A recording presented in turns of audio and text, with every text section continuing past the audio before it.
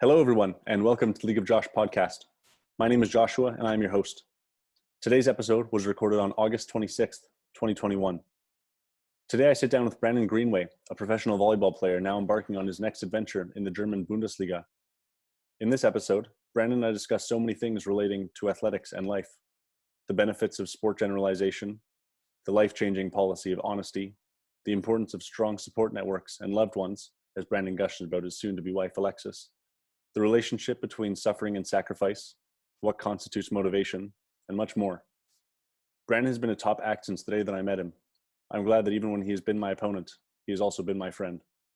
I hope you get as much out of listening to this as I got out of it being a part of it, as Brandon is a wealth of wholesome living, honesty, and knowledge.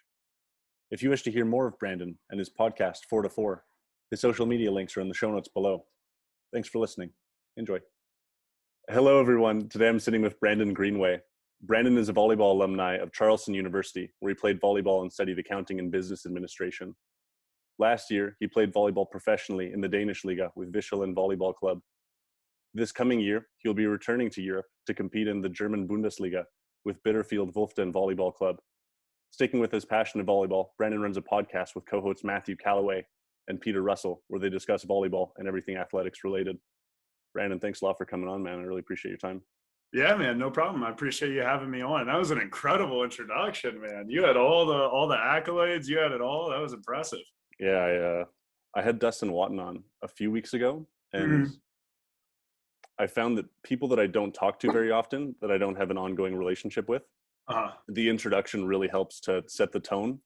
Yeah. So I totally forgot to do an introduction with Dustin. So all the stuff is just off the cuff, things that I had seen on his Wikipedia page or whatever before we talked. Yeah. But I was in mad panic mode, and I think that impacted the initiatory stages of the conversation for the first little bit. So yeah, we had Dustin on our podcast too, and Dustin was awesome, man. He was incredible. I'm sure you had a great conversation with him. I keep up with your stuff, so I kind of know how you orchestrate this, and I'm sure that you guys got into some good stuff. But he was so easy to keep a conversation with. I feel like if there's anybody that you would not have that initial starter with to kind of get it going, I feel like he would be perfectly fine with it. I think he was just tired. I mean, those US guys before the VNL, it was after the VNL before them heading to the Olympics. So yeah. I think he was just beat up.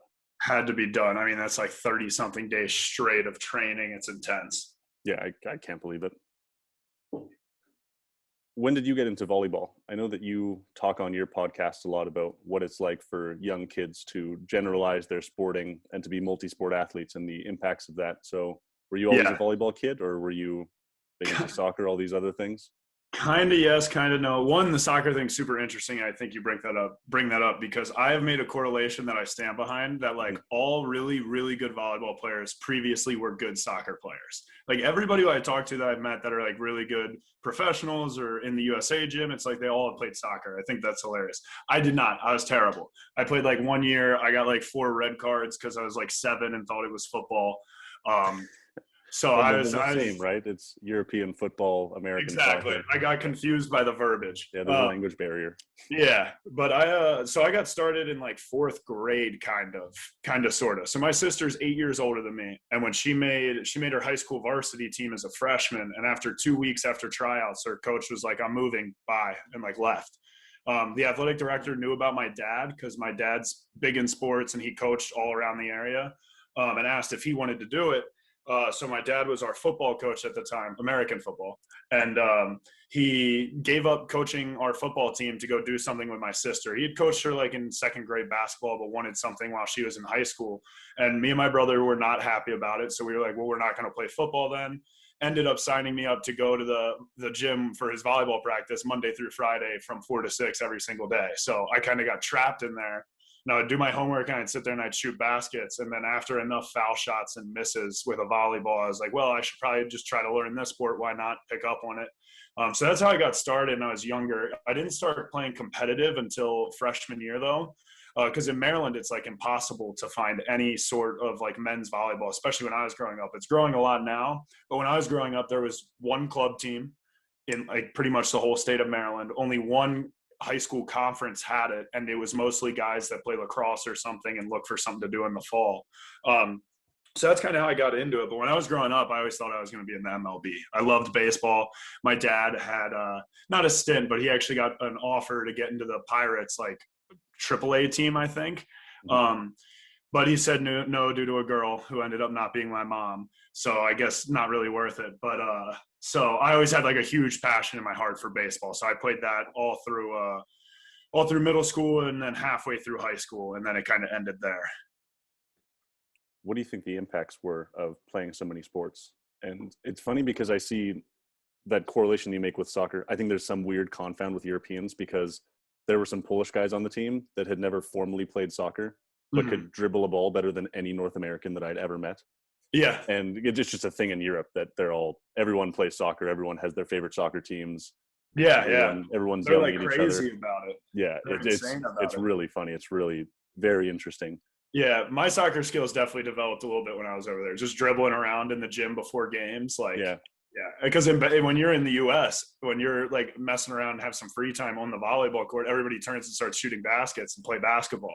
And over in Europe, everybody would just start playing soccer. It's kind of funny. It's interesting because I think that all of these different sports can add up in one sport.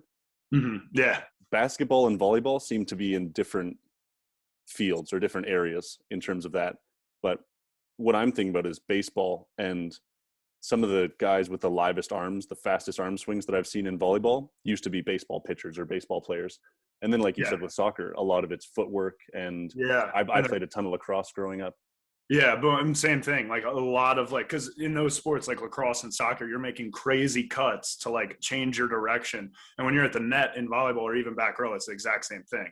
So it's like when you've been doing that your whole life, you haven't learned the footwork of volleyball yet by chance, but like making a 3-step swing approach out to your right is the same as like making a cut over in soccer or a cut in lacrosse to go and give your opportunity for a goal. Like your feet are going to know what it's doing. So I think like for me, I think if you're somebody who enjoys sports, I'm not going to say everybody should play sports. Like there's some people that's just not their realm. They like their own kind of thing. But if you're somebody who's into sports and wants to play sports, especially growing up, you got to play like 1,000 things. Play as much as you can. Because then also if you get into a situation where if I had only played volleyball my whole life growing up, I never played another sport competitively, like the odds of me being burnt out and not wanting to keep going at the point where I am right now, where I'm 23 and I've been playing for 10 years, add it and make it 18 years that I've been playing that. And that's the only thing I've ever done. Eventually you're probably going to get burnt out. So it's nice, especially when you're growing up, to have like that diversity and then be able to narrow down where you want to go. Do you think there's an optimal age for that specialization or level? See, that's where it gets really tough, especially with volleyball. Since there's a lot of late starters in volleyball, a lot of guys don't put down their other sport until they're like offered for college or something, because they've only been playing volleyball 2 or 3 years. But now with the growth that it has and a lot of young guys doing it, I never want to tell people not to, because there's plenty of guys that I know that are incredible volleyball players who stuck with like football, or in Maryland, we play in the fall, so you can play football and volleyball, but they would do volleyball, like hockey and baseball, and they stuck all 3 out and then would go on to play baseball. So I don't know if it's really a set time. You can kind of do it either way, but I do feel like for me personally, there was a point for me where I kind of cut everything out and it was all zoned in on volleyball. And I don't think I would have gotten college offers that I got had I not done that.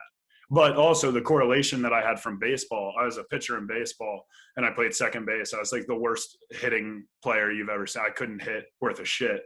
My dad would give me the bunt sign every time I got into the box. So I went straight to pitching, because pitchers don't have to hit. You get DH, you're expected to be a shitty hitter. I was like, this is my role. And I was a pretty solid pitcher, but I think that the mechanics and everything and the arm strength that comes from that is the reason why, knock on wood, that my shoulder's been strong through my volleyball career so far and not really had too many tweaks or anything. It's just because going through all those mechanics and throwing a baseball 80 miles an hour 1,000 times every single day for like years, it's like you're building some crazy strength. Yeah, you make a very interesting point about beginning that when you're young as well. I know that long distance runners have more cartilage in their knees, especially if they start young. So that's an interesting epigenetic correlation, where the younger you are and you start something, you're already developing not only movement and athletic literacy, but you're also building yourself up to do that thing for an extended period of time. Yeah, your body kind of like evolves to like the situation kind of when you put yourself in that situation 5 days a week, like we were just saying for so long, like your body's going to adjust. So like you said, with the runners, they get more cartilage in their knee because their knees are getting beat up every single day when they go on a run. And not necessarily beat up in a bad way, but like building kind of like either a scar tissue or something to help like ground yourself. And it's extremely, another reason why I say to do multiple sports. Cause you know, there's one where in soccer you can get really strong legs, in baseball you can get a really strong shoulder, in something like lacrosse your stamina is through the roof. It's like there's so many benefits to take from other sports, and then when you narrow down on that one that you really enjoy or really want to commit to, I think it just only will increase your kind of arsenal that you have. Totally, yeah. Diversifying is incredibly beneficial for people. What was the catalyst for you specializing? In terms of like stopping everything and going to volleyball? Yeah. It's actually kind of funny. So I was very big, same thing, lots of sports. I was doing travel volleyball, high school volleyball, travel baseball, high school baseball. And then I picked up hockey in the winter. I've always been a big hockey fan, but I'd been a strong skater, but I never actually played hockey. So I did it my freshman year. And then at that point, when I'm doing that much, I like was leaving one practice to show up 10 minutes late to the next practice and then go to another practice. And we were like, all right, you still got school and stuff. Like you can keep doing 3 sports, but we can't keep doing travel ball with all 3 sports. So I stopped hockey after my freshman year. And then I was just stuck with baseball and volleyball that I was doing travel in high school. And then my freshman year, so my freshman and sophomore year, I played baseball. And then going into my junior year, I had the tryout and I can't remember if I had stopped travel ball at this point. I think I was like kind of like, all right, we're going to set down travel ball and just focus on volleyball, but I still wanted to play high school. And my dad's cousin, ooh, you still there? Yep. Sorry, I don't know what just happened on my laptop. Some Adobe thing popped up. So my dad's cousin, who they were close, and I didn't even know he was my cousin until I was already at the high school. He taught there, and he was the coach of baseball. He just got the head coaching job when I was trying out this junior year, and he actually cut me. My dad's cousin cut me from the team, and I was like, furious. Yeah, and I was like, I wasn't mad. Like we've always been very much so like the family, like that means nothing. Like just because he's my cousin, no shot is he putting me on the team. Like he's just taking who's better. But I knew, like I was like, I'm just as good as these other pitchers. Like I should be on the team. And he was like, you know, it's you and one guy in a grade below you. You guys were even. He's like, I have a roster spot for you, but I cut you because I don't think you want to keep like wasting your time with this. And I was like, well, what do you mean? He was like, in all honesty, highest you're going to go in baseball is maybe D2, probably a D3. He was like, in volleyball, you have a lot more like hope and a lot more following. And you're like, he was just like, it's kind of what your bread and butter has become. He is like, I'm just giving you the option to like really focus in on that. And then I was like, all right. And like, I was never going to be like, okay, no, I still want to be rostered. Like I was on the cut list. It was posted as me on the cut list. If I show up first day of practice, that doesn't look good. And I kind of just my own like mentality. I don't want that. Like I want it to be a very clear cut, like you earn the spot. So after that, I was like, all right, well, thanks, Uncle Harris. Like I'm done. I'm just doing volleyball. So then after that, everything stopped. I stopped doing baseball, hockey, basketball, all of it. Like, I think I did like a rec league in my senior year for basketball, but like just full focus on volleyball from there on. How do you cope and react to that reaction from your Uncle Harris, where he says to you, hey, there's something else that you would probably be better at, so go and do this thing? I can definitely see a lot of people that would react quite negatively to that and think that that's maybe an overstep. Yeah, no, I mean, it definitely can be perceived that way. And if somebody took it that way, like I wouldn't necessarily be upset at them. I understand, like you're a 15-year-old kid who's like, dude, I just want to play the sport. Like, why are you putting me in this situation? So I totally understand that reaction. I was raised in a like military household. Everybody on my father's side, aunts, uncles, every single one was in the military. My dad was in the Marine Corps. So it was always a very like, not harsh bringing up, but like, there was no like sugarcoating. There was no prizes for second place. Like it was all from the time I was like 7, I was always given it very straight and very honest, where it's like, hey, you suck at hitting. You're going to bunt every time because you can't hit for shit. Until you can figure out how to hit, you're not playing. Like, I mean, he was my brother's 8th grade basketball coach, and my brother rode the pine. He never played because he just wasn't good. Mm-hmm. So we were always kind of raised that way, where it's like, you know, if you're earn the spot or if you do this, you get it. So, and I knew where I was in baseball. I knew he was right. You know, D3 was probably going to be my highest, which no hate to D3. I'm sure I would have had a great time if I had done it. But I really took it like not even with a grain of salt. If anything, I was just like really like motivated to work in volleyball now. Cause I was like, at that point I was like, now I'm like one of the few guys who is only focusing in on one sport that was a multi-sport athlete. So now I was like, in my head, I was like, boom, I'm a college athlete now, like time to start training like one. And that's all it was. So it takes a lot for people or for something to happen or somebody to do something to me to like make me really angry at them or like feel bad for myself, just because the way I was raised was so aggressively competitive. Okay, twofold question. One being, how do you think that's impacted your training regimen for people to constantly be telling you what your faults are and how to improve upon them? And then on the other side, how do you think that honesty and truth telling has impacted your life? Yeah, so in terms of the first one, what was the first one? Sorry. How do you think that people being honest with you about your faults has impacted your training regime? Okay, I remember, yeah. So 100%, I don't think I would be playing professional volleyball right now if I didn't have that. Because there's way too many athletes and situations, especially with younger kids, where it's like, you know, people are too scared to say they're bad at something. And it sucks to hear. Like, I understand that. And maybe if there's kids that have a little bit more of an emotional side, I get wanting to be careful with that. But it's like, seriously, without that, I would have never probably been playing professional, because if you can't accept that you have faults, and I still do now, like where I know there's struggles in my game, if anything, being told what they were helped me to point them out myself. So now it's like, obviously if somebody tells me something that's a fault, I'll understand it and I'll hear it out. But most of what I do wrong, I can see in myself now because of that, because I was always told, hey, you did this wrong. You're doing this wrong. So like instantly I was like, okay, I see how I was doing that wrong now. And now next time something wrong happens, I can understand where it came from. So I think that it was huge. And I think that it's something that it's a sport. You're in a competition, you're trying to be the highest level. So with that respect, you got to be able to accept that you're not going to, you're human. You're going to make mistakes. You're going to have weak spots and strong spots, and you got to find your way through it. And then to the second part, honesty throughout life. That situation definitely played a lot of part into the same thing about being honest just through life and me as a person. I was always, especially when you get into sport and competition, it's like I saw this one TED talk that it was about a basketball player who will sit there and like scream, or it can relate to volleyball too. Like, oh, I didn't touch it.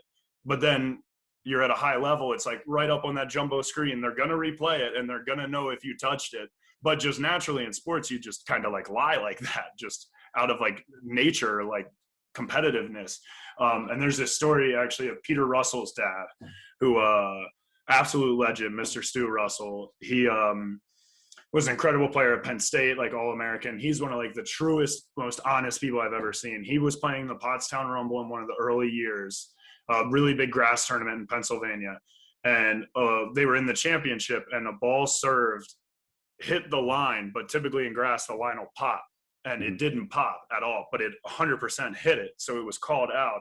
And Stu was completely like, no, it hit the line, like take the ball. And then next point, the guy got a true ace and like won the game, and he lost the championship. And all he ever gets at that tournament is a ton of respect.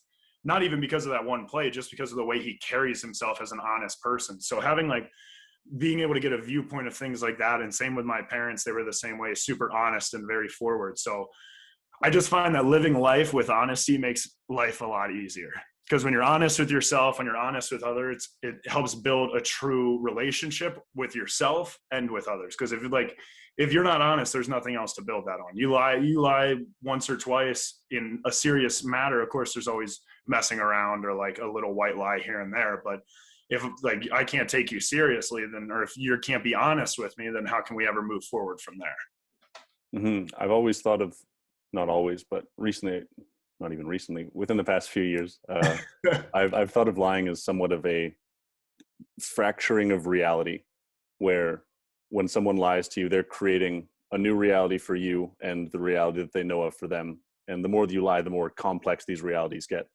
because you're building lies upon lies, like you said, and then it's a house of cards that once one crumbles, you can even go back and in a paranoid state look at everything that someone's told you after you've known that they've lied to you, that anything that they told you could have actually been a lie.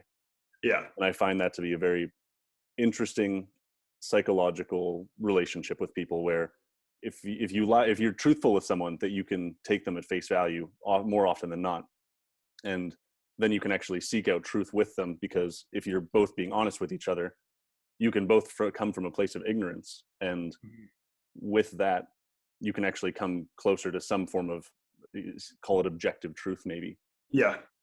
And I find that very interesting, especially in a team setting, because sometimes things have to be glossed over for the sake of individuals over the team. And I think that being honest with your teammates is crucial, and also understanding what type of honesty is beneficial for individual teammates. Especially, I'm not sure if you guys had very many international players, but we had a few different guys from different countries that were honest in different ways. I mean, we had a Polish guy that would just tell you that you're a piece of shit in the middle of a game on the court. And it was really weird to deal with, because the Danish culture is very similar to the Canadian culture, I found, and likely with American and Australian culture, I've heard. And so it's much more about brothership and camaraderie.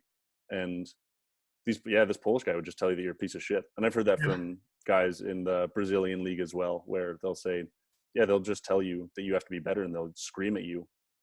How do you balance that honesty in a team culture and cultivate that in a culture and in those relationships? I think kind of how you said, there's two separate types of honesty and ways to approach things, especially in sports, in a team sport like this. You have to have like your overall team and how you're going to approach that, and then like you said, the individuals. And I think the overall team's a pretty simple thing to handle, because everybody gets kind of told it, or it's like kind of known from the jump. It's like, hey, this is what our goal is, this is what's expected of you. Sorry. No, you're good. Hey, can you take the dogs out? Are you going on an appointment? Okay. That's okay. Sorry about that. Please. No worries. We have a dog here too. Luckily, my fiance has him like trapped in the room with her during her meeting, so hopefully he doesn't bark. So there's just those two separate ways that you can approach it. And the team thing, like I said, I feel like it's too very structured. It's known by everybody. Like there's no way around that. But when you get down to the individual, there's so many different reactions that you can get. Like even when I was out in Denmark, there were guys that really, at the time, like when you're on the court, do not want to hear you say it. They don't want to hear you correct them. They don't want to hear how they can get it better. But then once the practice ends and they're cooled off, and they're not even cooled off like mentally, I mean like literally like not sweating and just in a chill environment, then they want to talk for like hours about how they can get better. And then there's other guys that respond by like getting on them and yelling at them. And I was always, like I said, with my family and it just being so aggressive, like even when I was in Denmark, I stopped our practices a few times like on my own and like yelled at our whole team, like out of anger and frustration that people weren't like working hard enough. And that's not always the best way to handle it. That's kind of one of my, I guess, coping ways or something. Whenever I'm not happy with it, is that a military family yelling works for me, so why can't it work elsewhere? But there's just so many different approaches. But I think that you need to be somebody who can understand people and understand a different mindset if you're really going to thrive and strive as a good teammate. Because you can be a really good player and really good for the team, but you may not come off as a good teammate. Like you look at Michael Jordan and stuff like that, where he was a total dick and everybody knew him as like the asshole, but he got results. And it's like when he was off the court, he was helping you out. But if you were on the court not doing your thing, that's your problem. So I wouldn't quite say that I take that approach to it where I'm just like an asshole to everybody, but I have my spurts where it comes out. But I think understanding the people around you is the best way to be able to have that balance. It is interesting because there's such a spectrum of people. And you have these Kobe Bryants and Michael Jordans where they'll be in practice calling people out and talking shit the whole time, and their teammates think that they hate them. And then there's a Canadian school, Trinity Western, and those guys just seem like they're brothers. They love the hell out of each other. And so I think that that's their form of leadership and camaraderie, whereas they're super successful. And then and like I said, on the other side of the spectrum, maybe you have those individuals that push and pull a team, and it's not that one or the other is more successful, but it's just tailoring the experience to each individual, like you said. Yeah, and I've seen some clips and stuff of that team playing, and they are insane. They play like a professional team right off the jump. Mm-hmm. Like they're a very good program. What was it like getting your first contract and going to Denmark? Well, I mean, obviously there was a certain point of like surreal to it, because it's always been a dream of mine ever since. I always wanted to be a professional athlete. I didn't care how it came. And then once I realized the commitment to volleyball that I made, and I found out when I got to college that it exists, I was like, oh, well, this is sweet. Or actually end of high school, because Peter Russell was going off to Germany when I was in my senior year summer going into freshman year. So that's when I found out, and I was like, well, sweet, this is what I want to do.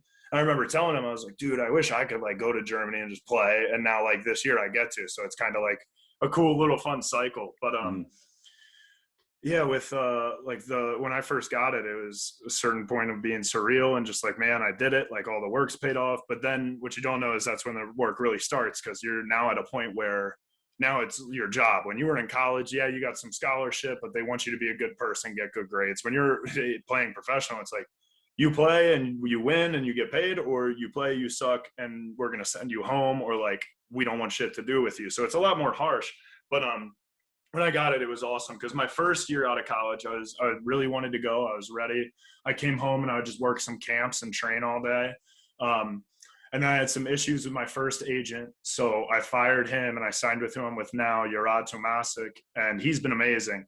And they came to me at that point, I had to fire the one in September or October, because now I'd missed the first signing at beginning of season. But then I knew there was a loop back in December when some guys get hurt or they get fired or something and openings occur. So I signed with this new agent for that. And they came to me with an offer in Croatia, which I was super excited about. And the day that I went, like, they were ready to sign the papers, ready to look into flights. And I got MRI results that I herniated a disc in my back and tore a muscle in my back. So when talking to the doctor, I had to rehab for like 6-7 months. I mean, I could still work out and play a little bit, but I was very hindered when I played and I had a lot of pain. So he's like, you need to stop playing, do lifting, and do this rehab. So I had to deny that contract and take the year off rehabbing. And that was pretty brutal, because at that point I was like, I got bills to pay. Like, I got to get a real job now. And, you know, it was just disheartening. Like, I had finally reached my goal, and then my body didn't allow me to like actually complete it. And my fiance was incredible about it. I mean, she's lived with a lot of crap with me and the whole pro stuff, leaving for 9-10 months, coming home for 9-10 months, taking a year to rehab, always bitching to her because I'm pissed that my back sucks, and blaming my parents for my bad back for no reason. So Denmark in that first contract had a lot of like special meaning to it, because of everything that I had gone through to just finally get one. And then after I come back and I feel good, I'm fully rehabbed, COVID hit. I was like, great. And even my agent was like, there's going to be a lot less contracts. A lot of teams aren't bringing in internationals. A lot of teams don't have the money now. And I was like, hey, dude, this is never going to happen. And then Denmark called me in like end of July, or no, in August, like first week of August or something like that. And after the contract was finalized on like a Thursday, and I flew out that Tuesday. So I had like 5 days to get my whole life packed up and leave. But it was definitely something special. It was very, very crazy feeling. What was the emotional feeling of not being able to go and play after herniating your disc? That was probably one of the most, like, I don't want to say devastating, because that may be a little bit dramatic, but that was probably one of the hardest emotional things to cope with, and mentally wise, like coming from a mentality standpoint. Like I said, I had gone through all this work. I'd had a pretty good senior season at Charleston.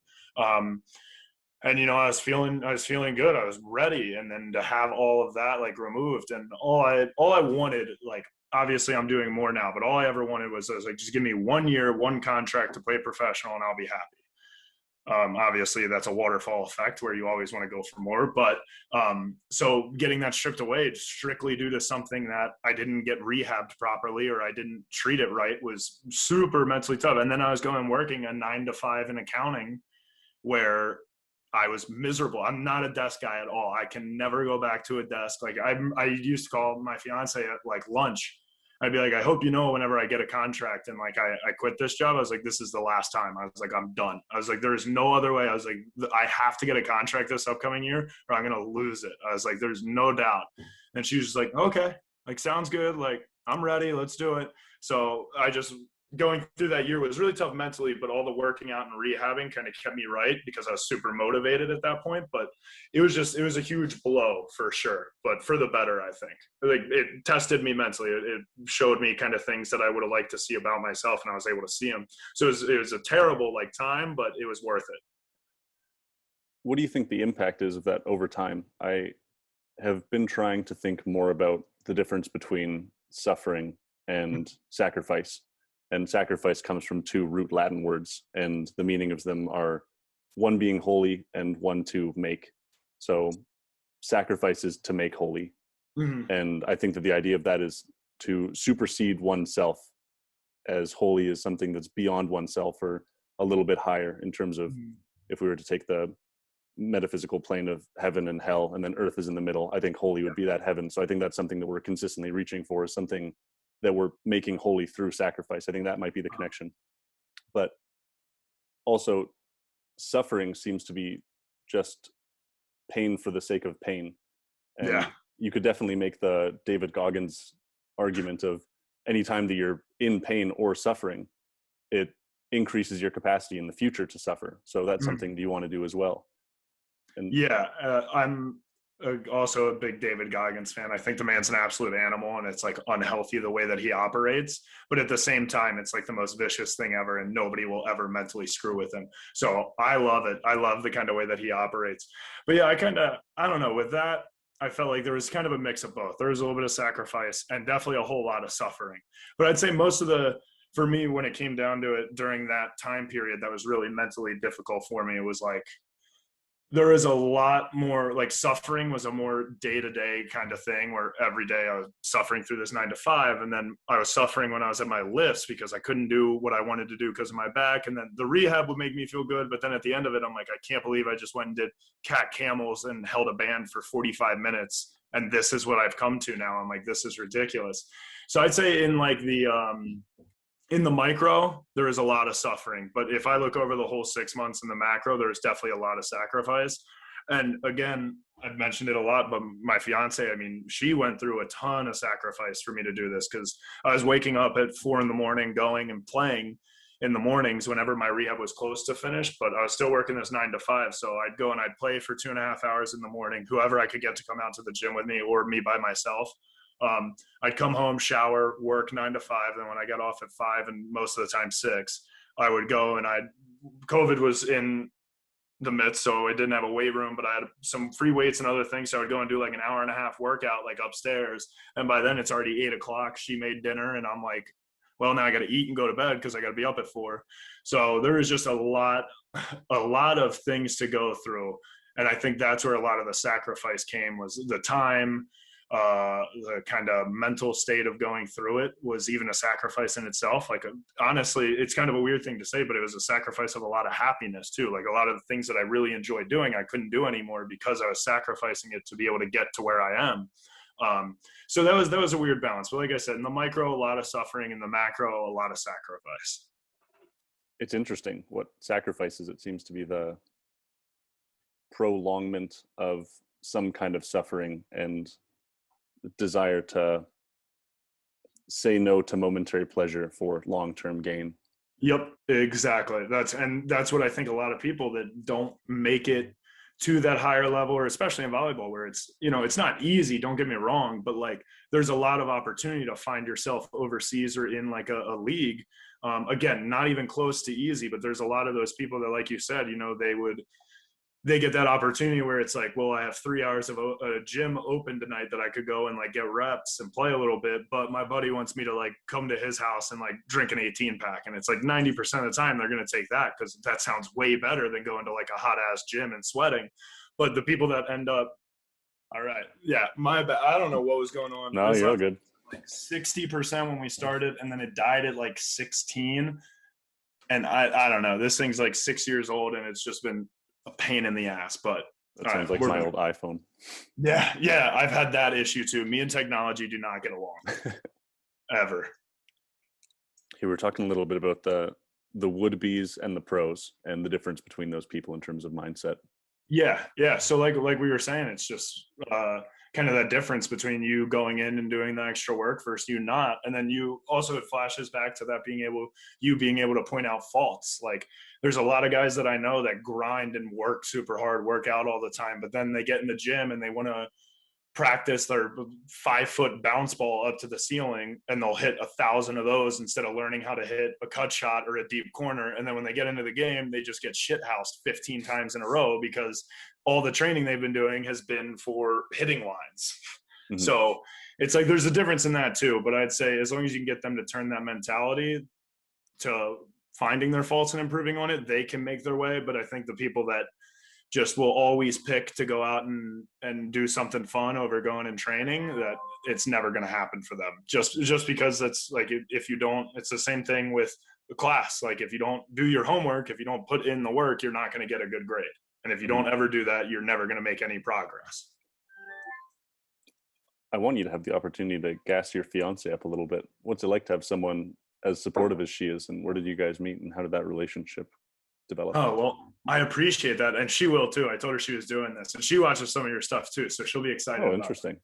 Yeah. So we met in college. We were the same year freshmen, but it was like, we were always at the same parties, but I don't think I even had one conversation with her or vice versa. And then sophomore year, we like ran into each other up front, and just the men's and women's volleyball team at that time were pretty close. So like if I just saw any women's volleyball player, I would feel comfortable talking to them, even if I had never spoken to them before. So we fired off and talked for like 45 minutes one morning out in like this random circle, standing there, like both of us trying to go somewhere. And then after that, we kind of realized that each other existed. And then from there on out, we started dating and have been together since, and now get married next July. So, no, she's been amazing. She's a big reason why that struggle year of being home and rehabbing was that I was able to stay like committed and get through it. Because like I said, she dealt with all the shit that I was dealing with, on top of her working her own job, making a lot of the meals because I was gone a lot training or busy where I couldn't, I can't like get a workout in and cook like spaghetti. So just kind of having her there to do all that. And when we first started dating, I was like, look, like there's really no other option here. Like if we're going to be a thing, like I'm doing this, like I'm going to find my way to go play professional. I'll be in Europe. Like there's no way that I'm sacrificing that for anything. And she was like, yeah, of course, like let's do it. And then even this year now we're planning a wedding, and I'm like, hey, we're going to Germany. Is that cool? She was like, yeah, of course. Like, so she's just very sturdy and very like very much so a rock in our relationship for sure, because she keeps us very stable while I spray us array in every meaning of the sense, and she just kind of like reels it all in and keeps it under control. So she deserves a lot of the credit for what I've been able to do like on the court. Right, there has to be some order to the chaos. Exactly, and she's that for sure. How do you think that you reciprocate the support for her? I don't want to overstep or anything, but I think No. I think relationships are very interesting. Yeah, we're very open about our relationship. Like a lot of people just like know random stuff about our relationship. I don't know why. Probably because we're very open and we both talk a lot.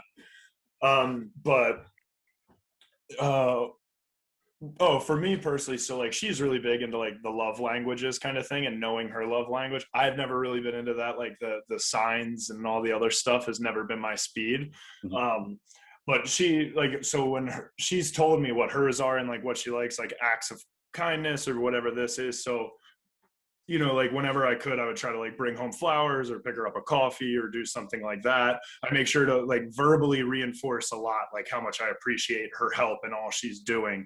And like the other window is like whenever we talk to friends or like when I'm talking to you right now, and like all I do is talk about like how awesome she's been. So things like that, I really try to reciprocate with. And, it's not, we're like, whenever it comes down to birthdays and stuff, she likes to make it a big deal. So we always kind of go all out, but we're not very big, like gift or not.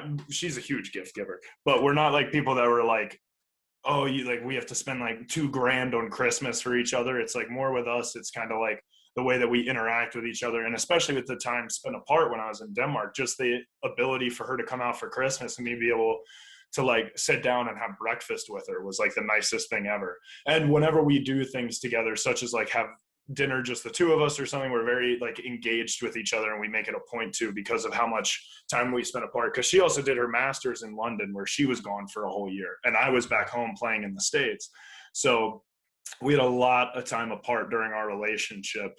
So we always just make it a very big point to be very present with each other whenever we are with each other. So those have kind of been some of the ways that I've reciprocated, and some of the ways that we were able to like maintain a healthy relationship during our times apart. How do you maintain a long distance relationship? It's definitely not easy. But I think most importantly is that it takes two people who are willing and knowing to do it. So it takes a lot to be able to be emotionally strong and emotionally loyal, emotionally, physically, however you want to write up loyal is 100%, obviously, that's talked about all the time. But we've just always been super committed to each other, super loyal in that sense. And it's kind of a big creed between the two of us. Before like we started dating, even our own personal creed was always that like cheating and not being loyal is a huge problem for us, like a huge deal breaker. I've never cheated on anybody. I never will, and neither is she. And like, it's just kind of a big, which also made it easy because we were on the same kind of wavelength. Like we were both very mentally the same. So it's just kind of having two people that are capable and willing to do it. Because a lot of times people will try to do it, and then one gets that taste of like freedom or being by themselves. And it's not even that they would go out and cheat, but it's that they now don't want to stay up till 3 a.m. to answer a FaceTime, or they don't want to wake up at 4 or 5 a.m. to like watch a game or something like that. So I think that both of us just having that mentality and being really invested in each other is what made it easy.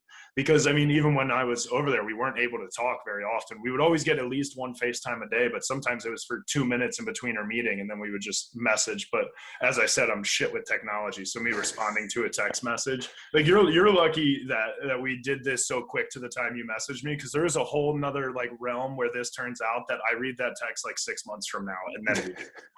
So Well, not that you're lucky, but I'm very lucky. Work, because I am terrible with my phone. My mom yells at me all the time because I don't even respond to my own mother, which is not great. But yeah. Sometimes my grandma will send me 6 texts a day, and it's tough to respond to every single one of them. Yep, I get those too, and then I get the phone call, and I get berated. And what do you think is the benefit of long-term goals? You mentioned something a little bit earlier about playing pro and how it was a cascading waterfall of effects where you play 1 year of pro and then you play the next year. And there's this Zen Buddhist concept of nothing special, where the things that you have achieved or achieve in the moment are special momentarily. And as you pass them, they become the past and they become less special over time. So I'm sure for a university athlete in your final year, you didn't feel that was something that was particularly special. You didn't wake up every day and think, wow, thank my lucky stars that I'm a university athlete. But I'm sure that when you were 14 or 15, it would have been world shattering in the greatest way possible to hear that you'd played Division I volleyball. So what do you think the impacts of that philosophy are over time on people? And then how do you set goals looking into the future, knowing that over time they won't be special? Yeah, no, and that's a very good point, and that's very true. I can't remember it was the Buddhist, but I don't remember exactly what was the terminology for it. What'd you call it? Zen Buddhism. It's Zen. Shinru Suzuki was the author of this book, Zen Mind, Beginner's Mind. I think Dustin actually talked about it a little bit when we were on with him. But either way, yeah, I agree with that completely, because you're very right. When I was in high school, if I would have like been able to watch my life in a day when I was a senior in college, I would have been like, dude, this is so cool. And my senior year in college, I was like, man, I can't wait to get the hell out of here. Like, try to get me to Europe. I don't even care if it's not Europe. Just let me go home.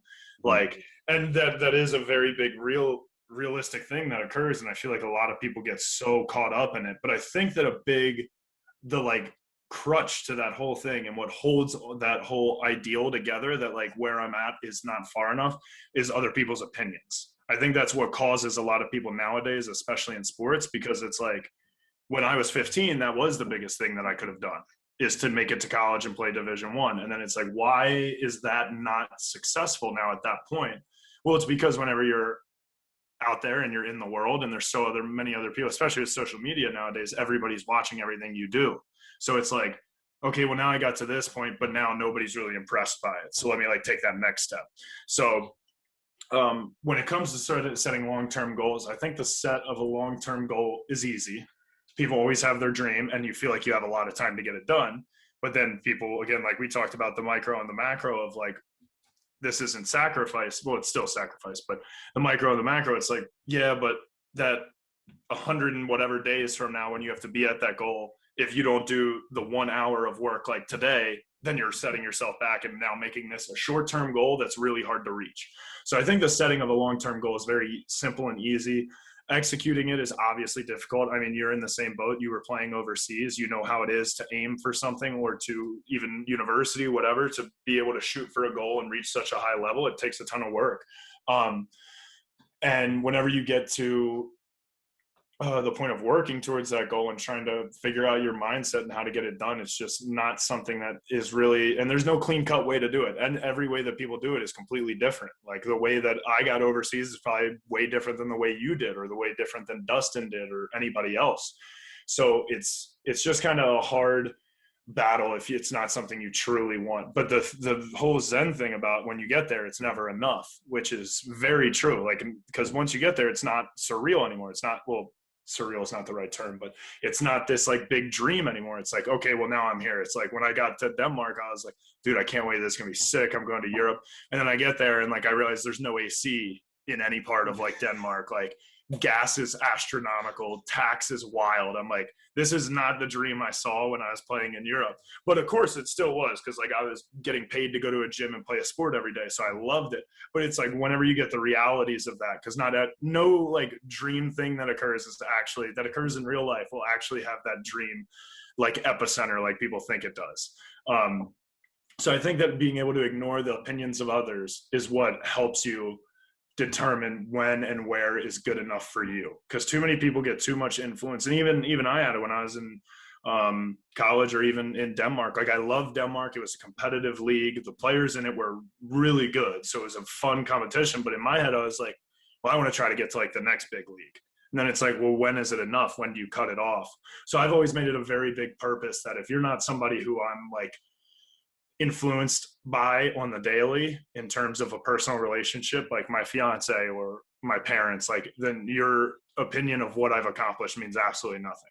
And when I've been working a lot of camps this summer, just because I have nothing to do other than train and stuff, so make a little extra money for the wedding.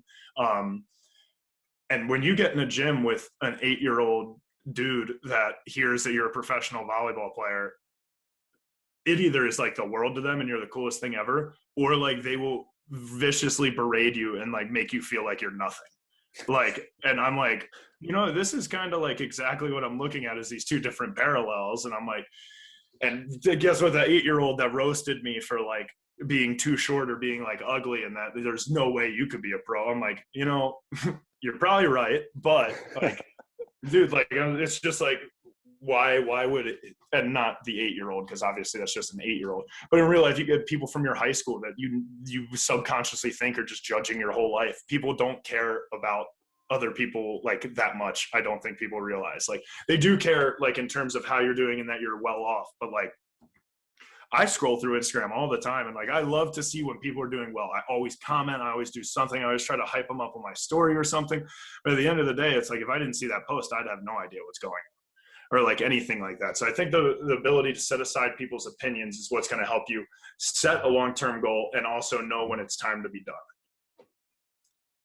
I think that your comment about other people not thinking about you as much as you think they do is so true. And I think that that's a product of human psychology, is loss aversion.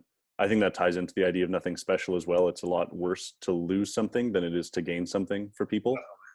And maybe that's part of it on the social media aspect as well, is looking at people. I'm far more happy for those that are doing great than I am vindictive for people that I think are doing great and undeserving of it.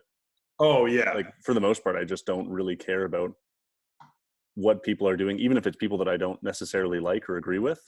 Yeah. And I think that people, especially when you're young, get caught up a lot in that. I think that egocentrism might be a part of that, and kind of blossoming into someone who has a appropriate friend group that can encourage them. But finding that friend group is really tough. But in the meantime, it's so difficult because everyone that you see as a potential threat until you realize that they're not actually, and they think about you almost as much as you probably think about them.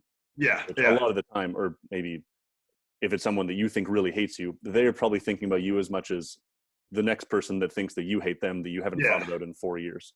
No, and I couldn't agree more. And and a lot of times, like, a lot of people have these subconscious thoughts, like, this person absolutely hates me. And in reality, that person hasn't thought like even a lick about you. Like, it's like, you think that they hate you, and they just like crossed paths with you once and like thought you were like just another guy, like, okay, and they don't really care, but you let it like shape everything that occurs around you because you're so concerned. And especially like even like the announcements of like when people commit and stuff like that, like, awesome, great, I love it because you deserve, like, you earn that title, like, share it. But the effect that it has on the other people that are looking at it, like, people get all this shame and feel bad and everything. I'm like, dude, it's so pointless. And the whole like disparity between Division I and Division III in the US, and like everybody wants to go D1, you got to be signed D1, like that's the kingpin. Like, there's this D3 guy who played at Carthage, you've probably heard of him, Will Kraft. He was in Bundesliga. You guys just did a podcast with him, right? Yeah. We didn't do an episode with him. No, we haven't done an episode with him yet, but he's been a part of like 4 to 4. We gave one of our shirts or whatever, but he was this D3 guy out of Carthage. Like, I had never heard of the name Carthage in my life. And he was just playing at Lunenburg in Bundesliga and is like an insane player. I'm like, if you follow the stereotype that like Division I's the best and Division III is the worst, you're stupid. Like, yes, there is a certain accolade that comes with it. Division I can get a lot more people, like a lot easier to get higher recruits. So yeah, overall the general play is better in Division I just because it's first division. That's how it's always going to be. But people like get so bummed out if they get a D3 offer and like don't even want to go. I'm like, dude, there's like a handful of people in D3 that'll probably walk out and like smoke any Division I player if they played them. Mm-hmm. It's like all this like mental like battle that people have to have about like society's view on them, that they like almost cloud completely what they want to do. What is your general life mantra, or what's some advice that you've received that resonates very well with you? One thing that I've really committed to, and this is kind of, I guess what I would say is my mantra. I actually have it on this bracelet here. I just live by like the little phrase, it's all good. Mm-hmm. And that's one I committed to for a while. When I was a freshman in high school, we had this friend that we were close with. He was like an older brother figure to us. He was like multiple years older. His dad and my uncle were like best friends. So he was always over at the house with us during like family cookouts and stuff. So he was just kind of a family friend that we looked up to a lot. When he had a bit of an odd upbringing, just like a very odd like household. He really wasn't living with his parents. His parents didn't have much of any of a relationship. And it was just this whole mess, just, a rough upbringing in general. So he was on his own for a lot from when he was like 16. Not that he had to be, but he chose to be, just kind of wrong path. And he got into all kinds of like heavy drugs and was not in a healthy form. And then him and his dad kind of rekindled. And he had a really good relationship with his dad, was completely sober, was like going to the gym, just trying to get everything like back in order. And he was a very laid back guy. And he used to say it all the time. He would say, it's all good. And that was just kind of what he lived by, was like, God, like, because every time you get into a stressful situation or you overthink something or like financially you're worried, it's like literally it's all good. Like you're fine. Like things are going to work their way out. Like the only thing that's stressing about it is going to do is make it 10 times worse for you down the road. Because if you just stay calm, relax, and find your way through it, it's all good. So he kind of lived by that. And when he was 23 and he was like cleaned up, sober, like him and his dad had a great relationship. They were going to the gym together in the morning and like doing these workouts. One morning at it, he when they were lifting, he had a brain aneurysm completely out of nowhere and passed away. So I went to his funeral. And that was one of the things that they had mentioned, that he would always say, it's all good. And that he was just a very laid back person who never wanted to put stress on others and never wanted to overdo things in terms of like, because there's always those people who are so wound up that it's just like, he was a very like, guys, everybody relax. It's all good. Like the mellow everybody out. And I don't know why, but at the funeral, it really stuck with me. And I went straight from there to a baseball practice. And I just like couldn't stop thinking about it. So I really got like committed into it. And then I told my fiance about it, and it was just like something I would always say, like when she would come home like crying because like she twisted her ankle and she can't play, or something bad happened in her family, I would just always like quietly hug her and just be like, it's all good, and just kind of walk through that. So that's something that I've really adopted and that I've committed to. And I guess I would state it's kind of like my mantra. What do you think the long-term impact of taking life too seriously is for people? Because I think that those kind of tie into the same vein a little bit, where Yeah. the worst thing in life that could happen is that you could die. That's Yeah. what my friend and I always used to say to each other. Things started to turn a little bit awry, or we had a situation that wasn't ideal, we'd kind of look at each other and say, well, we're not dead yet. So, Yeah. so That's we're good. on the right foot. Let's move forward. Yeah, I like that a lot though, because it's so true. It's like, you know, everything could be going to shit and it could be in shambles. You get kicked out of your house, your car gets towed, like everything's going down. It's like, well, guess what? You still had a meal today, so you're still at least full. Like there's always some type of positive to take away. So that's kind of how I approach it. But like I agree, and I think that the over stress of that, because I have friends that are like that are just so wound up and so tight. Like, I mean, obviously, like just being at that high of a gear for that long could literally result in death. Quite literally, like you could get a heart attack from being that overstressed. And also, I think the other thing that comes with it is that, like, when you're that wound up, and there's a balance, because there's also being way too mellow, where you get yourself into way too much trouble because you don't do anything and you haven't gotten your life together. Like you haven't, I mean, not that I in any way have mine together yet, but I think I have a good understanding of where I should be and what I need to do. So there's the two ends of the spectrum. I think both are aggressively bad to be on. You want to find that balance, because if you're so wound up, it can even get to a point where by the time you're 30, you have the build of a 60-year-old man, because you put your body through so much of overthinking and overstressing that your bones aren't holding up straight. Like you go through injuries all the time. You're like, and I mean, this is also can occur just randomly, but hair loss, you could literally force yourself through too much stress into being hair loss and stuff like that. And then you're 40 years old and you have a kid or you're 35 and you have a kid that's 6-7 years old, and you can't go out in your backyard and play basketball with them because you overworked yourself too much in terms of the stresses and everything that occurs. And like I said, also the same other side is that you're just so mellow that you really don't care about anything. Ooh. Oh, I almost just had a wild hamstring cramp. Like it fully started. Oh my Man, God. I thought you were going to tell me that your back broke or something. That look on your face scared me. No. I felt like the wave from bottom of my ass cheek up to the bottom of my knee. Like I'm terrified to move my leg right now, but it's not happening. So we're good. I just literally not going to remove my right leg. Sorry. Drink some water, eat a banana, all that fun stuff. Yeah, exactly. I think that there's a fun relationship in motivation where dopamine is the neurochemical that motivates or results in motivation and action, and then cortisol is the neurochemical that results in stress. And there's something that pushes and pulls us there. So you're right, if someone's way too relaxed about everything, then they don't have enough cortisol, and that results in them not doing anything because there's no push. Yeah. And then maybe people that are far too strung up on things have an influx of cortisol to dopamine ratio, so they actually don't have enough dopamine active to motivate them, and the cortisol takes over and stresses them out, and there's this paralysis by analysis where there's too much to do, so you don't do anything at all, and you just kind of sit there and lay back in your little mind dungeon. Yeah. So I think that it's interesting that you mentioned that, and there has to be some way for people to find a way to motivate themselves. I mean, I'm a huge negative visualizer, and I'm pretty neurotic by nature, even though I'm also super optimistic about things.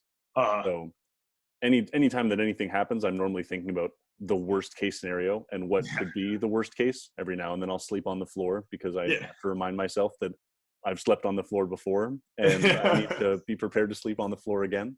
So I think that there's this relationship where if you're too relaxed, maybe you need to think about things that push you and make you anxious. And then if you're too anxious, you need to focus more on those things. You need to relax. And it's kind of this Jungian idea of wherever you're at on any given spectrum, you have to find a way to bridge the gap to the other side of the spectrum, or take on the frame of mind of someone on the other side of the spectrum, so that you can develop a relationship in between those things that is beneficial for you. And I would even relate it to volleyball or any other athletics, where it's that honesty with yourself about what you're good and bad at, and moving towards the thing that you're bad at while also acknowledging the thing that you're good at and using that to motivate you forward. Yeah. And I agree completely. And I like kind of what you mentioned just about when we were talking about the overuse and underuse, like when you get, like when you're working crazy, or like if you've never worked hard and you've never like, because like with us in volleyball, we always wanted to work really hard to where we were good at that. With your podcast and what you got going now, me and you are kind of going through the same thing, ironically, which is sweet, because now there's somebody else I know who's doing it as well. Like when I started my podcast, I got like crazy into it, like obsessive with it, where I was like, man, like it was like a whole refreshing, because I've always been motivated for volleyball, but that's been 12 years now. It's a little more dry than what it was when I first was motivated to get into it. And now with the podcast thing, like was a fresh take, like it was freshly motivating. I was like, man, this is sick, and just kind of went after it. And that's the thing. So it's like, if I had never had that taste of it with volleyball or with baseball or with like getting my degree or like doing things to make my relationship good with my fiance or with my parents, like if I had never had something to get me motivated at the start, you would never like really strive to keep doing things that motivate you. Like you were saying, like you just won't work or you won't do anything because of that imbalance, and you don't want to do anything. So it's like you have to at least do some sort of work or something, because that just keeps building it up and it gets you excited about other things. So yeah. Right. The first swath of the scythe is always the most difficult. Yeah, exactly. Yeah. What got you into podcasting? Because you run 4 to 4, the volleyball related podcast, and yes, you run that with a few of your friends. Yeah, just tell me about what got you into that, why you started that in that particular niche, and what that's been like for you. So for me, when it kind of started, I kind of had thoughts about it before like COVID or anything like that hit. I had already had thoughts about it. Just because me and Matt Calloway, which is one of the guys that I do it with, he was a middle of Penn State. He played pro over in Estonia and Romania. Really good player, really good guy, and a really good kind of mind to just talk to. And when Fortnite had its big wild kick up and everybody was playing it, I played with him a bunch, and we used to play like an obscene amount. And the whole time we were on, we would just talk about like anything and everything, like volleyball, like anything that was happening within the US, within other countries, like everything, literally everything we would speak about. And we would always joke that we should just like make a podcast out of it and just like shoot the shit. But then when COVID hit and everybody got really removed from volleyball, we were like, dude, we always should have wanted to do one about volleyball, because it's obviously what we know best. It's what we've committed everything to. So I kind of ran the idea by him, and he was like, yeah, I would 100% be down. And I've had the same talks with Peter Russell, because Peter grew up like 10 minutes from where I grew up. So we, when we had finally crossed paths, we were like very close from the jump, and we hang out all the time. So we used to talk about it too. So I was like, it got to a point where I was just like, let's just do it then. I was like, if you're not going to like, I'm never going to know a ton about podcasting, seeing as I've never had done a podcast, and I'm terrible with electronics. I was like, so our best bet is like, get what we need, record, and just get going, and we're going to figure it out as we go. So before I left for Denmark last year, I like ordered this microphone, Peter got one too. And then we were like, all right. And then we just started going. So we had always had a really good conversation and been the three of us were always really close. So we were like, dude, we're a fun, like laid back kind of group. Like we have some good questions. We know our shit. Like might as well just fire one up. Mm-hmm. What do you think the benefits have been for you? Not only within the volleyball community, but also personally? Personally, I mean, because it was during that time of COVID, and especially take COVID out of it, because the different spots, like, when you got to Denmark, it was probably like COVID didn't exist when I first got there. Like once I got off the plane, I never wore a mask again. But then December, it was in lockdown, and the US was super open. So it was super backwards. But the benefit also of it that was really big for me, since I think we did our first episode in end of September last year. I was still fresh over to Europe in my first season. And but throughout the whole time, it's like I knew once a week I was going to be able to get on and talk to like two of my very best friends and a total other random person about volleyball in a very like And plus they're from the US, so like that kind of culture, just be able to talk to them for 2 hours in like an American culture setting or like Canadian North American setting was just super nice. So like mentally that helped a lot when I was over there, to be able to have this where I knew once a week I was going to be able to hop on with these two guys and we'd be able to like shoot the shit and kind of enjoy it, and then also bring in other minds of volleyball and discuss stuff. It was very cool and very beneficial in many ways. And like we talked about, you know, when you're somebody who's motivated, and I think any athlete at the college level is pretty much very motivated. Like I was getting kind of bored, you know, I needed something else to do. So I was like, dude, a podcast would be a crazy challenge. So a lot of benefits socially from that. And also like the people you get to connect with, like there's so many people that as a human, you naturally like prejudge people. I think it's inevitable. Anybody who says they don't, they're like, I never judge a book by its cover. It's like, no, that's bullshit. Like if you walk by and you see a guy like throw a drink at a wall, you think he's an asshole. That's just like the way your head works. That's the way like it operates. So like getting to see some of these people who I've never known personally, and then I get to sit down and have a conversation with them. It's like the coolest thing ever, because it completely changes the morph. Not always. I mean, you know, there's a lot of people that were exactly how I expected them, and it was awesome that they were that way. And then there's others that I was like, you know, I really don't know how to get a read on this person or like what this is going to be like. And then they like blow my mind, and they're awesome and incredible. Like the way that they develop and like think about things would just like shock the shit out of me. How has that changed your perspective on people? Because I've had a few of those similar experiences where I came in with a preconceived notion on what a person was, who they were, what their beliefs were. And by structuring them myself, I found that I was doing a misservice to both myself and that person by prejudging. Yeah, definitely. And I mean, I did the same thing. And like, I've always been a very open person. Like I will straight up tell people like if I like them or if I don't. And it's not often I don't like people. Like I'm a very like, I enjoy like so many different like minds and being able to talk to different people. So, but I've just always been very forward and very like open about like stuff. So like whenever having that kind of change was like, man, it really makes me like think, I'm like, I really gotta like be even more open and like relaxed with like, cause like you could catch one person on a bad day and they could literally be an angel and be amazing, but they had one bad day and that's all you saw. So you think this or this about them. But I also think that it's super healthy to kind of have those preconceived notions, because it shows that you're still like a valid person in society who's trying to make a judgment about somebody.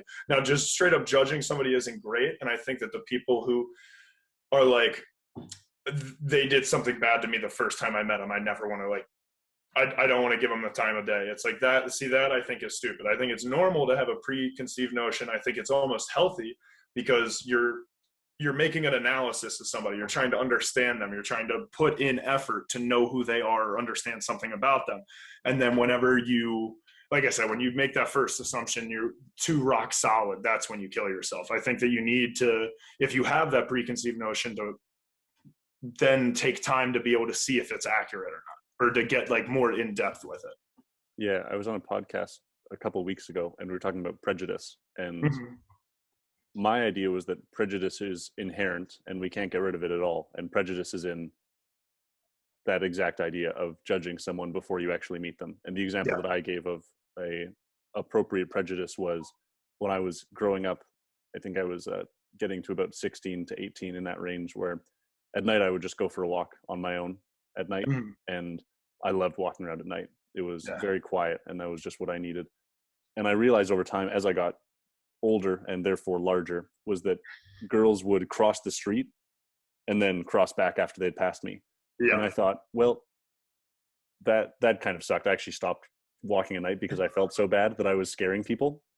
But I thought, well, that's an appropriate prejudice, because women on average tend to be slightly more neurotic than men. And I think that that's a part of it, is that men are safer in general from other people just because of our physical stature. So I thought that was an appropriate prejudice. And I think that you're right, is that we literally need to have prejudice for people, because if we didn't, we wouldn't be able to operate efficiently enough to actually survive in the world.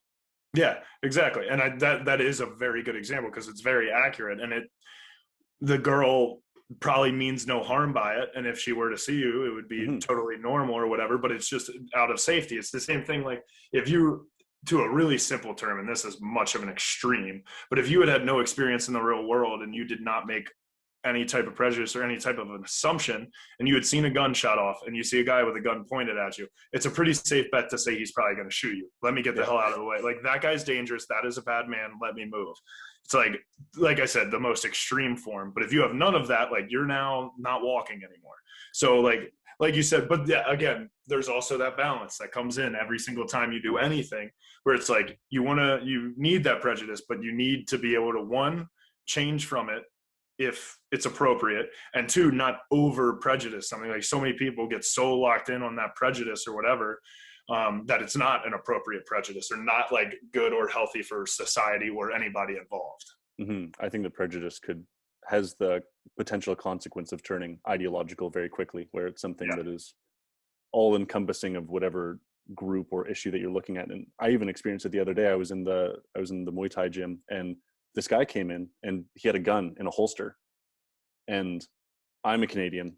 I grew up in Canada. I've gone hunting. Like, we had guns and stuff, but seeing someone in a closed vicinity with a firearm, an exposed firearm on his holster, and I have a prejudice of firearms because I've been exposed to U.S. media, regardless of what the statistics say about shootings and all of this other stuff.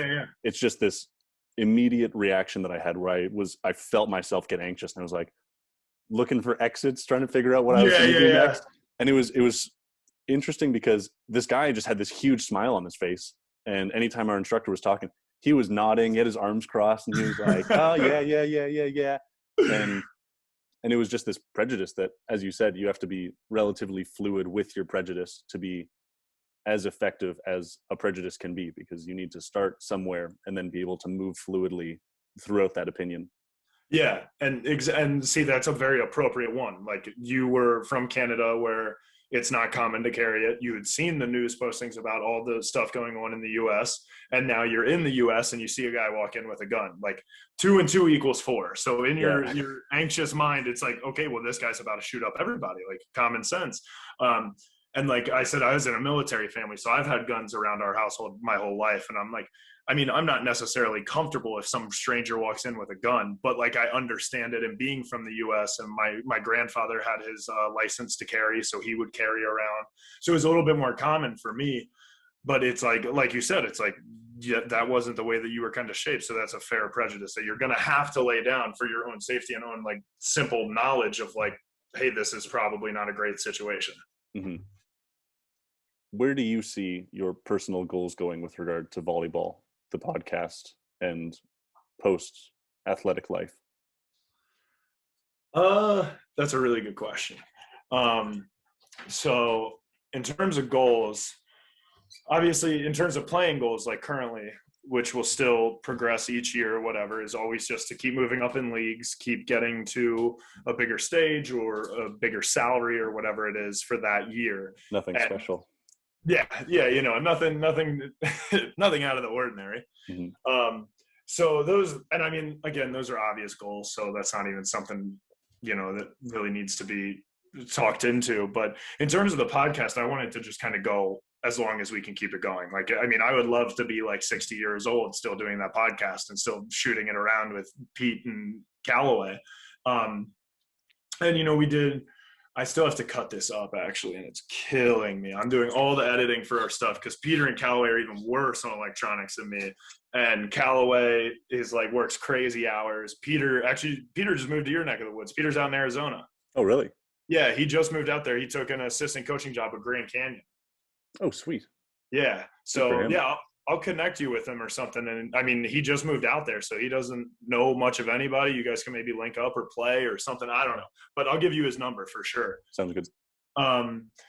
So like, I would love to be able to keep that going. And we just vlogged some stuff. So like I was saying, they have crazy schedules. So I do all the editing on my super shitty computer.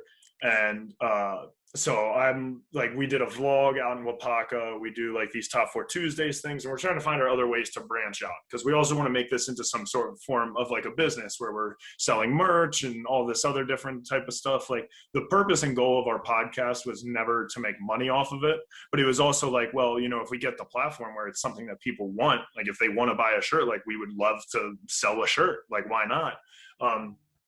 So the podcast, I don't think there's really any goal other than to grow. My only goal for the podcast in the future, even if I'm 40 still doing it and I get asked the same question, it'll probably still be just to grow, like keep trying to reach out to more people, and also to like make people feel a lot more comfortable. Because whenever we get on, like we had on Eric Shoji and Dustin Watt, and those guys are the huge platform that are known by all these people, like to get them to kind of voice things that they go through and like struggles and all this, I think it helps people calm like some of their anxiousness or anxiety about it, because they hear that literally the best in the world are going through the same stuff. And it's like gives them kind of that friend to friend basis. So if we can get like even one person who like now loves volleyball because they listen to our podcast or feels more comfortable about where they're at, that would be a big goal for sure. But in terms of literal growth, as long as we're growing and getting more people listening and interested, that's kind of our end goal, is as many people as we can get to like hear us out and enjoy hearing us out.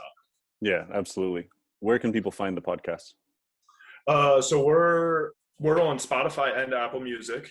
Listen on both of those with all of our episodes. We have a YouTube channel that has some clips. Actually, there's a really funny Mike Ama story when we interviewed him, and he had 2 unreal stories. So those are up on our YouTube. And then we have an Instagram page, 4.24, spelled out. So FOUR.TO.FOUR. And I think we have a Facebook page too. So I think that those are the ones. So YouTube, Apple, Spotify, Instagram, and Facebook. Sorry, it took me forever to get there. Across all platforms. Well, man, thanks a lot for coming on. I really appreciated our conversation. You're an unbelievably interesting person. I can't wait to hopefully see you again in Europe. It was really cool to play against you in Denmark, and wish I would have been able to finish out the season and play you again.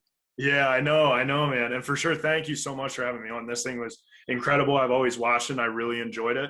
So I'm really happy we were able to link up and do this. And I think that you are like, you impress me a lot with just the way that you think about things and that you're able to present it. Like, that's why I was so excited to do this one. Cause a lot of times, like, not just podcasts, cause I haven't done many where I've been interviewed, but I've done interviews and stuff. And a lot of times you can just see it's like, here's my questions, like here's the funny stuff that we want to get for a cool clip. It's like yours is very genuine and deep. Like I was not ready to get this far into like a heavy conversation. I was stoked that we did. It was a ton of fun, but I respect it a lot. I thought it was incredible. Like that was probably one of the best I've gone through. So I appreciate that. You're an absolute killer, man. I can't believe it. You're very well articulated. I suspect that a part of that is telling the truth, and another part is running your own podcast and learning how to speak. I think those are 2 very important things that you seem to encapsulate quite well in your person.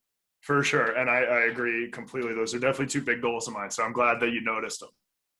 Yeah, no, you're killing it, man. Hopefully, I'm going to bring all my podcast stuff over to Denmark with me. So I'm doing the same. So we would love to get you on 4-4 as well, for sure. Yeah, man, I'd love to have an actual sit down with you. And perfect. Yeah. I know if we could do it in person, even Denmark and Germany aren't that far apart, right? That would be one of my first in-person podcasts since COVID. So that would be quite the treat. That would be awesome. Let's see if we can work it out. But anyway, thanks a ton for having me on. All shout out back to you. League of Josh, you were awesome. I can't thank you enough. Thanks a ton, Brandon. Really appreciate it.